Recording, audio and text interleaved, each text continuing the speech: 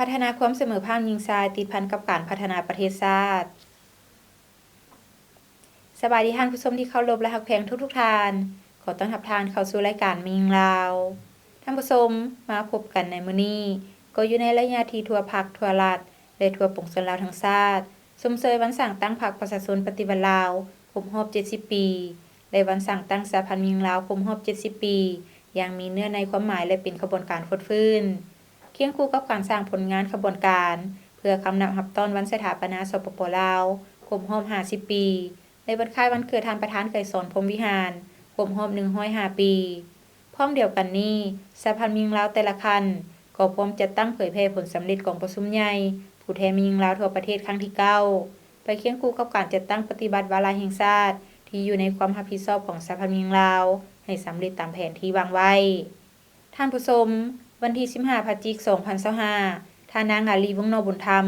ประธานคณะบริหารงานศูนย์กลางสหพันธ์หญิงลาวพร้อมด้วยคณะได้เข้าร่วมพิธีเปิดงานมหกรรมกีฬาแห่งชาติครั้งที่12หรือนครหลวงเวียงจันทน์เกมปี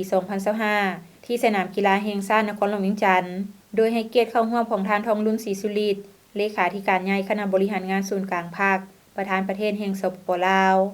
มีบรรดาผู้นำภาครัฐมีอดีตการนำภาครัฐขั้นศูนย์กลางและท้องถิ่นบรรดาแขกทั้งภายในและต่างประเทศบรรดาคณะนำนักกีฬาครูฝึกกรรมการตัดสินนักกีฬาชาวนครหลวงเวียงจันทน์และประชาชนลาวบรรดาเผ่าเข้าร่วมงานมหกรรมกีฬาแห่งชาติครั้งที่12ได้กำหนดสัญลักษณ์ของงานโดยมีพระธาตุหลวงที่มีความหมายปูชนียสถานเป็นมรดกเก่าแก่เป็นสิ่งที่มีชื่อลือน้ำของชาวนครหลวงเวียงจันทน์ก็คือชาวลาวทั่วประเทศและสายน้ำงืมซึ่งเป็นการผสมผสานและหลอมรวมสัญลักษณ์อันโดดเด่นของชาติสำหรับการนำโชคของงานแม่นรูปตัวนกยุงเพราะนกยุงเป็นมิ่งขวัญแห่งความเจริญรุ่งเรืองและชัยชนะที่แสดงถึงความมีน้ำใจนักกีฬาความเป็นเลิศความสามัคคีความหวังความภูมิใจด้านวัฒนธรรมประเพณีอันดีงามและจิตวิญญาณแห่งการแข่งขันก็คือน้ำใจของชาวนครหลวงเวียงจันทน์ในการเป็นเจ้าภาพจัดงานมหกรรมกีฬาแห่งชาติครั้งที่12ปี2025ภายใต้คำขวัญสามัคคีมีวินัยโปร่งใสได้การพัฒนางานมหกรรมกีฬาแห่งชาติครั้งนี้ประกอบมี33ประเภทกีฬาแข่งขันมีคณะนำนักกีฬาครูฝึกกรรมการตัดสินนักวิชาการและเจ้าหน้าที่อื่นๆรวม 9,485 ท่านท่านผู้ชมในตอนเช้าวันที่14พฤศจิกายน2025ก้นสวนสนามของสหพันธ์หญิงลาวได้เข้าร่วมพิธีฝึกซ้อมประสานเดินสวนสนามใหญ่ครั้งที่1เพื่อเตรียมพร้อมเดินสวนสนามเฉลิมฉลองวันชาติที่2ธันวาคมรอบ50ปีที่สนามหลวงนครหลวงเวียงจันทน์ท่านผู้ชมลำดับต่อไปจะให้ท่านได้รับชมข่าวการเคลื่อนไหวของสหพันธ์หญิงลาวเป็นต้นกองประชุมครบคณะบริหารงานสหพันธ์หญิงแขวงหลวงพระบางครั้งที่2สมัยที่10ได้จัดขึ้นในวันที่31ตุลาคม2025ที่ห้องประชุมสหพันธ์หญิงแขวงโดยการเป็นประธานของท่านนางบัวสอนไสยไสกรรมการภาคแขวงประธานสหพันธ์หญิงแขวงมีต่างหน้าคณะจัดตั้งแขวงพร้อมด้วยคณะบริหารงานสหพันธ์หญิงแขวงตลอดฮอดบรรดาหากฐานหน่วยอ้อมข้างแขวงและพนักงานภายในสหพันธ์หญิงแขวงเข้าร่วมทั้งหมด66ท่านชาย1ท่านกองประชุมครั้งนี้ได้รับฟังการสรุปรายงานการเคลื่อนไหวเวียงงาน9เดือนและทิศทางแผนการ3เดือนท้ายปี2025และทิศทางแผนการปี2026ห้างแผนดำเนินงานของคณะบริหารงานสหพันธ์หญิงแขวง5ปีห้างข้อตกลงแบ่งความรับผิดชอบให้คณะบริหารงานสหพันธ์หญิงแขวงสมัยที่10ค้นคว้าโฮมบรรดาหากฐานและหน่วยอ้อมข้างแขวงขึ้นกับคณะพังหากฐานและค้นคว้าปรึกษาหารือการสร้างตั้งกองทุนสวัสดิการของสมาชิกสหพันธ์หญิงอ้อมข้างแขวงและกองทุนสะสมคณะบริหารงานสหพันธ์หญิงแขวงสมัยที่10จากนั้นผู้เข้าร่วมกองประชุมได้ประกอบความเห็นอย่างตรงไปตรงมาและเอกภาพต่อกับการโฮมบรรดาหากฐานและหน่วยอ้อมข้างแขวงตามหน่วยภาคหากฐานภาคของกรมกองตนโอกาสนี้ยังได้จัดพิธีมอบทุงไซ 3D สมัยที่8ของศูนย์กลางสหพันธ์หญิงลาวให้สหพันธ์หญิง9ภาคส่วนและรักษานามยศทุงไซ 3D 4ภาคส่วนมอบใบยั่งยืนหน่วยภาคปลอดภัยเข้มแข็งหนักแน่นประจำปี2024ให้หน่วยภาคสหพันธ์หญิงแขวงและตอนท้ายยังได้รับฟังการโอ้ล้มจากขันเทิงจากนั้นผู้แทนของประชุมได้รับร้องเอาปฏิของประชุมครั้งนี้พร้อมทั้งเอกภาพตกลงเห็นดีรับร้องเวียงงานสำคัญและเวียงงานจุดสุมเพื่อนำไปผันขยายจัดตั้งปฏิบัติในปี2026เติมอีก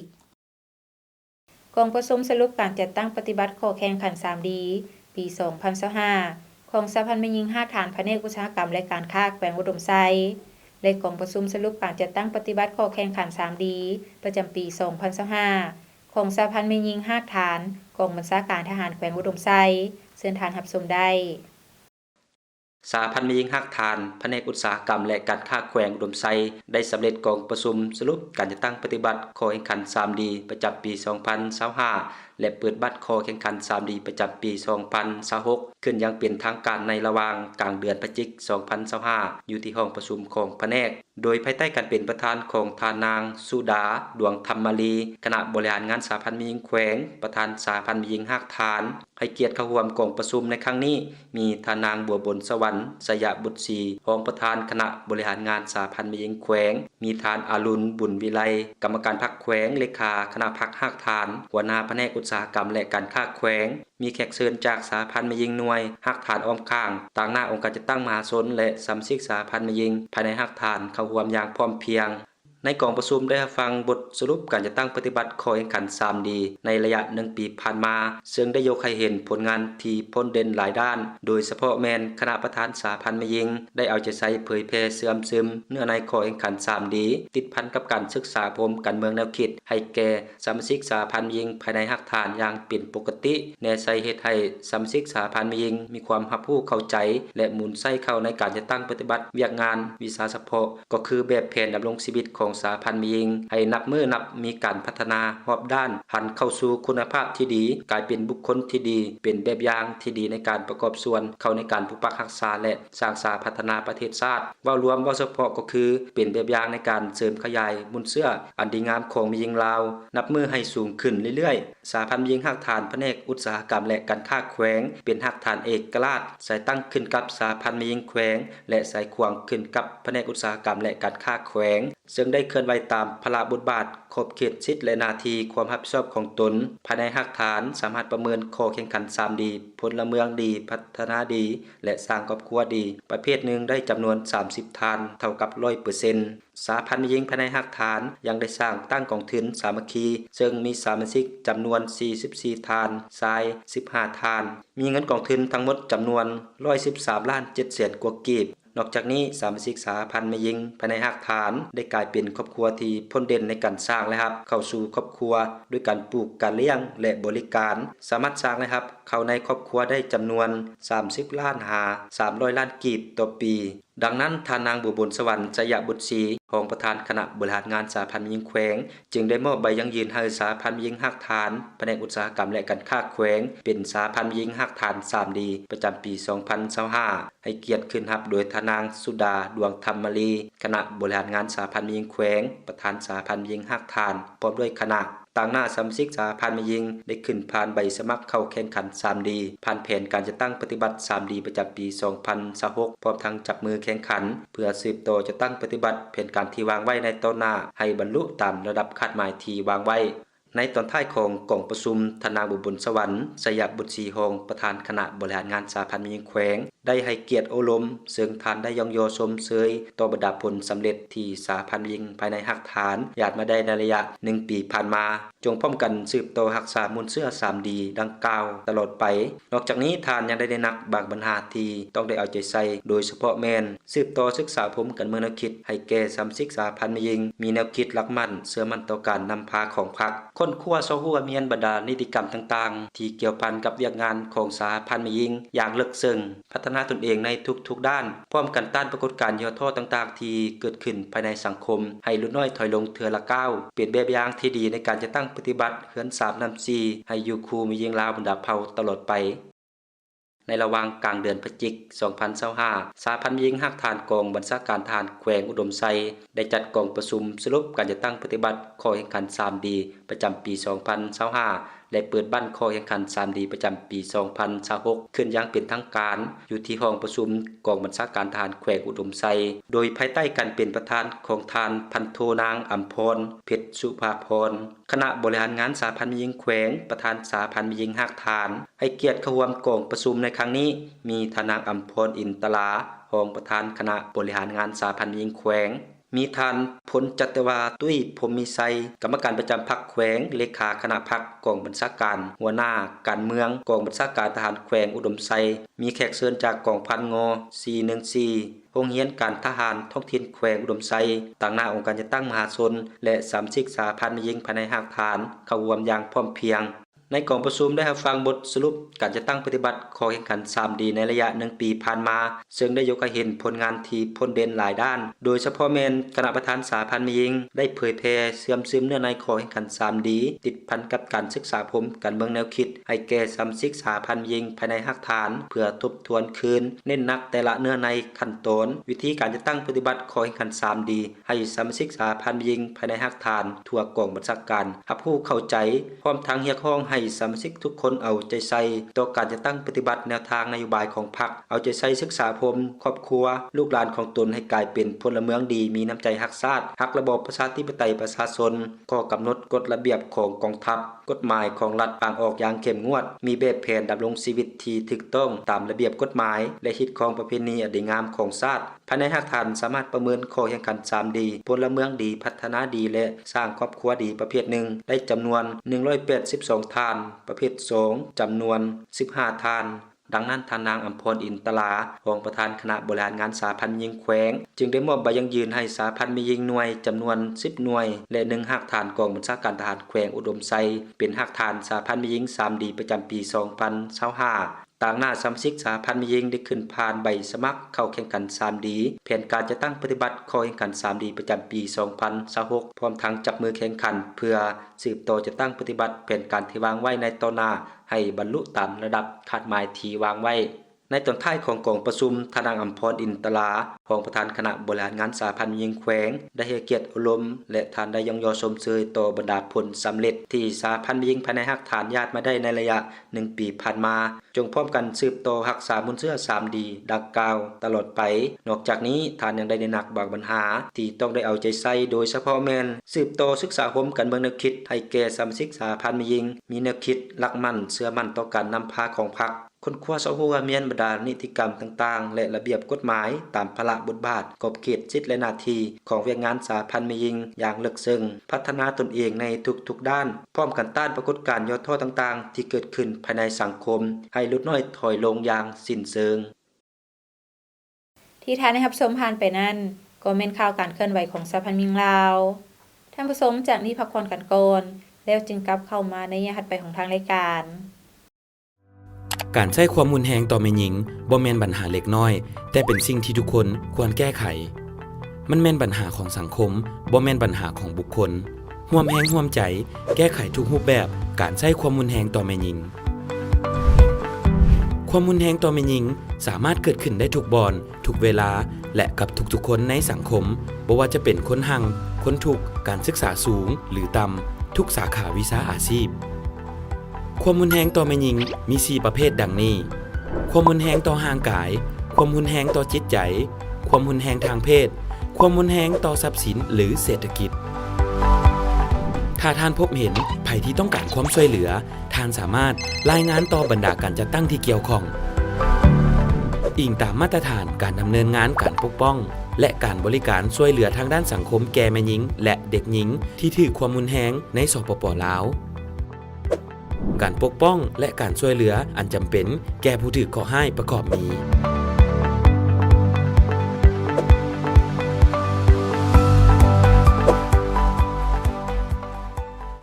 ท่านสามารถโทรหาเบอร์โทรให้คำปรึกษาของสหพันธ์แม่หญิงลาว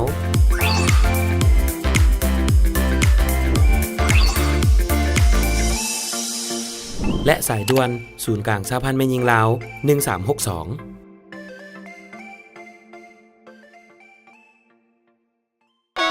นับแต่ปี 2003 เป็นต้นมากองทุนลดพรความทุกข์ยากได้เฮ็ดหน้าที่ในการแก้ไขความทุกข์ยากอยู่เขตชนบทห่างไกลซอกลีกโดยเฉพาะแม่นเอาใจใส่ส่งเสริมสิเสมอภาพระหว่างหญิงชายและการมีส่วนร่วมของกลุ่มผู้ด้อยโอกาสในเวียกงานพัฒนาและแก้ไขความทุกข์ยากในชุมชนของเขาเจ้าเองเนื่องจากว่าแม่หญิงแม่นผู้ที่มีความเข้าใจ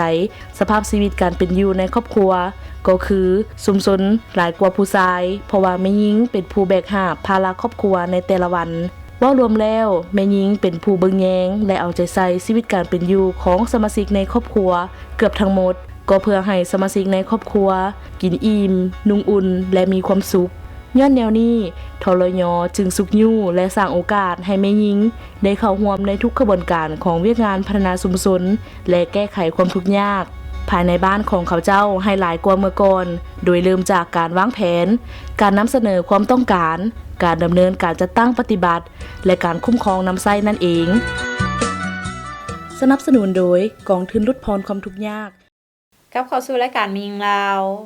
ท่านผู้ชมสำหรับระยะนี้ทางรายการขอนำเสนอการสร้างเศรษฐกิจครอบครัวแต่ว่าจะเป็นการผลิตหยังหรืออยู่ไสนั้นเชิญทานรับชมได้จากทางทีมงานย้อนความมักหักในสีไม้ลายมืออันงดงามที่เป็นเอกลักษณ์เฉพาะของสุดชนเผ่ามงและเป็นส่วนหนึ่งในการส่งเสริมให้ประชาชนบรรดาเผ่าที่อาศัยอยู่ในท้องถิ่นโดยเฉพาะเอื้อน้องมียิงให้เขาเจ้ามีเวียกเฮ็ดงานทำสร้างรายรับเข้าสู่ครอบครัวทั้งเป็นการอนุรักษ์รักษาสีไม้ลายมือหัวคิดประดิษฐ์สร้างสืบสานศิลปะหัตถกรรมและวัฒนธรรมบันดีงามของชาติให้ยืนยงคงอยู่กับคนลาวเฮาไว้ดังนั้นท่านนางดวงมณีวือวาซัวพร้อมด้วยครอบครัวจึงได้ลงทุนเฮ็ดธุรกิจตัดยิบออกแบบและส่งสู่ชนเผ่ามงโดยยึดถือเอาการออกแบบลวดลายเป็นเอกลักษณ์เฉพาะของตนอันเริ่มมันยิบเครื่องนี่ปี 2014-15 อันตั้งแต่หันรีเริ่มก็หันบ่มีหยังเนาะรีเริ่มหันก็บ่มีหยังอันจังยิบหันก็มีแต่หน่วยเดียวจังยิบก็มีแต่หน่วยเดียวและจักแซกก็มีแต่จักน้อยหัวน้อยๆเขียวๆนะแล้วก็เริ่มมันยิบแล้วก็อันตอนทำอินหันก็เริ่มเป็นรับจ้างยิบเครื่องสนเผาให้เขาเจ้าอยู่ตลาดเช้าพอดปี 2014-15 จังค่อยเริ่มทยอยเทื่อละน้อยมาเฮ็ดของตัวเองก็ยังเฮ็ดของตัวเองแน่ก็ยังรับจ้างแน่เพราะว่าทุนของตัวเองก็ยังบ่พอนะแล้วมาฮอดปี 2019 แล้วจังค่อยอันแบบว่าป้าโตที่ว่ารับจ้างทั่วไปแล้วก็มาเฮ็ดของตัวเองสินค้ารักที่ทานนางดวงมณีวือวาซัวเฮ็ดแม่นสุดสนเผ่าของผู้ใหญ่และเด็กน้อยมีทั้งแบบดั้งเดิมและแบบประยุกต์ใน1เดือนสามารถผลิตได้100ชุดหา200ชุดราคาแต่ 600,000 กีบขึ้นไปสำหรับชุดผู้ใหญ่และราคา 250,000 กีบขึ้นไปสำหรับชุดเด็กน้อยโดยสินค้าส่วนหลายแม่นส่งออกขายต่างประเทศและยังมีจำหน่ายสินค้าอยู่ตลาดเช้านำอีกและเมื่อหักต้นทุนแล้วส่วนที่เหลือก็เก็บไว้เป็นทุนฮอนอันจะเฮ็ดทุกแบบเลยจะมีทางผ้ากันเปื้อนทางกระเป๋าทางชุดแฟชั่นแล้วก็ชุดอันประยุกต์ธรรมดาแล้วก็ไปเป็นชุดม้งแบบนี้เขาเจ้าจะเอิ้นเป็นชุดม้งจีนตัวนี้จะเป็นม้งประยุกต์ตัวนี้จะเป็นม้งดั้งเดิม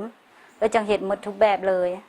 ส่วนหลายนี่ข้อยุ่งยากก็มีอยู่ข้อยุ่งยากก็มีข้อยุ่งยากก็คือเดี๋ยวนี้คืออันการตลาดนี่มันต้นทุนเขาจะสูงก่อนที่เขาจะขายได้มันเครื่องเขาโตที่ว่าคุณภาพมันก็บ่ค่อยมีปัญหาอยู่แล้วเรื่องคุณภาพได้อยู่แต่ว่าเรื่องราคาถ้าว่าเขาคุณภาพเขาดีต้นทุนเขาจะสูงเนาะกำไรเขาจะบ่มีหั่นนะแล้วเขาจะตีตลาดบ่ได้โตที่ว่า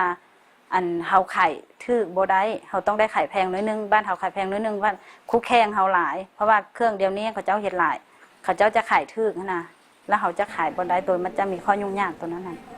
ตอนนี้ยังบ่ฮู้ว่าสิแก้ไขแบบใดแต่ว่าคือจะมีลูกค้าเก่าที่ว่าเคยฮู้จักแล้วนะเขาเจ้าจะฮู้จักว่าคุณภาพถือว่ามันจะราคามันจะค่อนข้างสูงน้อยนึงแต่ว่าคุณภาพมันจะดีนะแล้วก็มีแต่ว่ารักษาลูกค้าเก่านอกจากการออกแบบและตัดยิบชนเผ่ามงแล้วท่านนางดวงมณีวือวาซัวยังมีหัวคิดประดิษฐ์สร้างความอดทนและสีไม้ลายมือในการยิบปักถักแซวผ้าจีวรญี่ปุ่นส่งให้วัดอยู่ประเทศญี่ปุ่นเฉพาะตื่มอีกตัวผ้าจีวรก่อนสิได้ผ้าจีวรเนาะปี 2013แม่นเข้าไปเรียนตัวสร้างตัวออกแบบสร้างแบบนั้นนำอาจารย์ญี่ปุ่นแล้วหลังจากที่เรียนจบแล้วเพิ่นกลับประเทศแล้วเพิ่นก็เอาเบอร์โทรไปเพราะว่าเพิ่นว่าเพิ่นมักสีมือว่าซั่นซะแล้วเพิ่นก็เอาเบอร์โทรไปแล้วเพิ่นพอดีหมู่เพิ่นเพชรโรงงานยิบผ้าจีวรแล้วเพิ่นก็ส่งมาแล้วเพิ่นมีแต่ว่าส่งผ้ากับตัวตัดตะหลังยากหลายเติมนะเพราะว่าต้องได้ใช้มือบ่แม่นใช้จักรเด้อตัวผ้าจีวรใช้มือแซวแล้วก็เริ่มยิบแต่ปี 2014 มามันก็ได้11 ปีนี้แล้วนะพร้อมเดียวกันนี้องค์การปกครองบ้าน ก็ได้เอาใจใส่ลงติดตามสุขอยู่ชีวิตการเป็นอยู่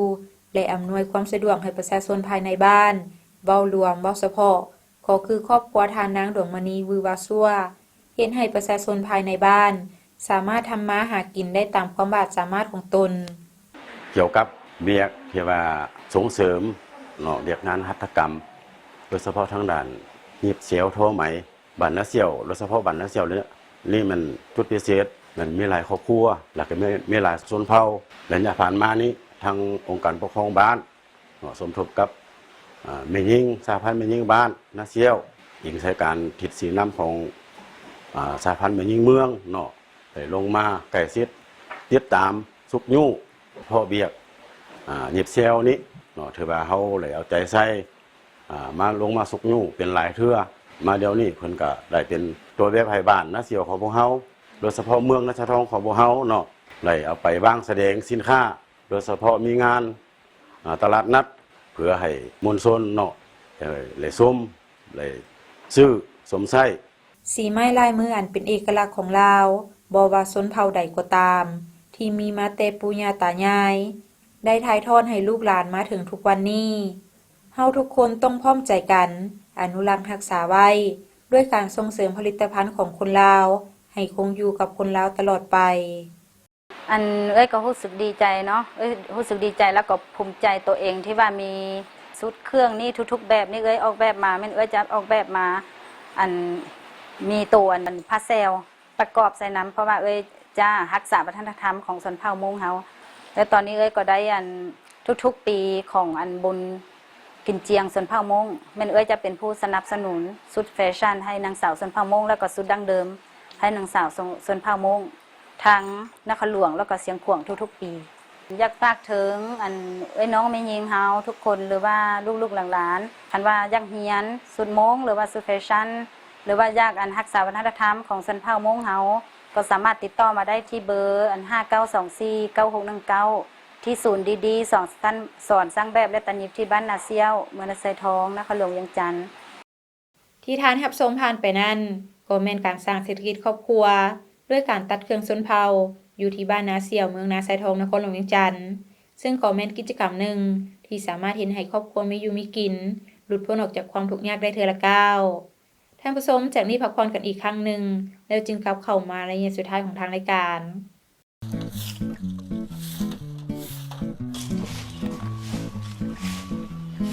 สบายดีพ่อตู้โอ้สบายดีเป็นอะไรร้านไปโรงเรียนได้เรียนหยังได้แล้วมื้อนี้หลานได้เรียนวิชาโลกอ้อมตัวสาวครูเว้าเรื่องหาปอสู่ฟังพ่อตู้ฮู้บ่หาปอมีหยังเด้ก็ฮู้แท้ละเนาะหาปอละคันฮู้ก็เว้าให้หลานฟังเบิ่งดูว่ามีปอหยังเด้ก็มีป.1 ฮอดป.5 ที่หลานเรียนหั่นตะว่าสิว่าหยังหาปอพ่อตู้แฮ่งฮู้ฮอดป.ที่6พุ่นปอหยังอีกปอที่6หั่นป.ที่6ปอแม่ตู้จมปกมื้อเช้าหั่นเด้พ่อตู้มันบ่แม่นที่พ่อตู้เอามาหั่นนะสาวครูว่า5ปอมีปอที่1แม่นปอปิดฝาภาชนะที่เก็บน้ำในเฮือนบ่ให้มียุงลายเข้าไปไข่ใส่ปอที่2แม่นปอเปลี่ยนน้ำและพัดถูภาชนะเส้นเต้าดอกไม้น้ำห้องตีนตู้ถาดห้องจอกน้ำปอที่3แม่นปอปล่อยปลาหางนกยุงเพื่อไปกินนอนน้ำปอที่4แม่นปอปรับปรุงบ่ให้น้ำค้างขังกระโปะกระป๋องอย่างตีรถเก่าปอที่5แม่นปอปฏิบัติเป็นประจำทุกๆอาทิตย์โอ้แม่นหวะพ่อตู้บ่ฮู้เด้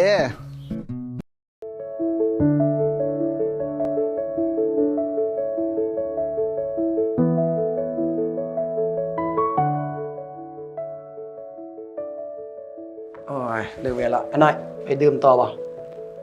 ไปนั่งดื่มต่อจากน้อยบ่ออกไปซะอีกบนเก่าหั่นล่ะบนเก่าเมื่อวานนี้ล่ะมีผู้สาวเห็นบ่อยากไปบ่พอดียังบ่อยากกลับนะเพราะว่าเมื่อวานนี้ไปกินเมาแล้วแบบกลับเมืองเฮือนเรามีปากเสียงกับลูกกับเมียหน่อยนึงก็เลยว่าได้ลงไปซุกเพิ่นล้มเพิ่นก็เจ็บหน่อยนึงแหละก็เลยแบบยังบ่อยากกลับรู้สึกผิดนะยังบ่อยากกลับนะบ่อยากกลับเฮือนแล้วอยากไปดื่มต่อเพื่อให้มันลืมหั่นบ่ บ่เฮ็ดได้น้องเอ้ยแนวนั้นบ่เฮ็ดได้อ้ายอยากแนะนำน้องแนวนี้ การใช้ความรุนแรงกับครอบครัวกับลูกกับเมียน่ะมันผิดกฎหมายเด้น้องเอ้ยอ้ายแนะนำน้องนี่นะแต่นี่ต่อไปบ่อยากให้เฮ็ดได้บ่จังซี่น่ะแล้วให้น้องมันกลับเมื่อก่อนสาอ้ายว่าน่ะเรื่องดื่มมันให้หยุดซะก่อนบ่ฟ้าวกลับไปทำความเข้าใจไปปรับความเข้าใจไปขอโทษกับลูกกับเมียที่ว่าได้เฮ็ดไปแล้วนะกลับไปแล้วไปเว้ากับเราแต่นี่ต่อไปข่อยจะบ่เฮ็ดให้เจ้าเป็นอันนี้อีกเพื่อให้ครอบครัวเฮามีความสุขเจริญรุ่งเรือง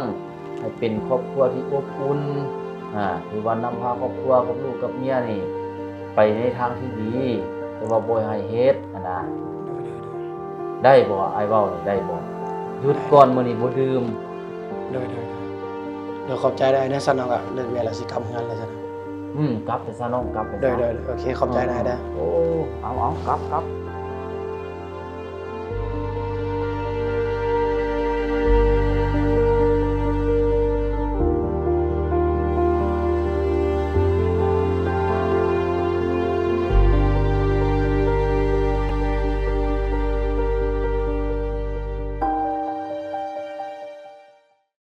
เข้าสู่ระยะสุดท้ายของทางรายการ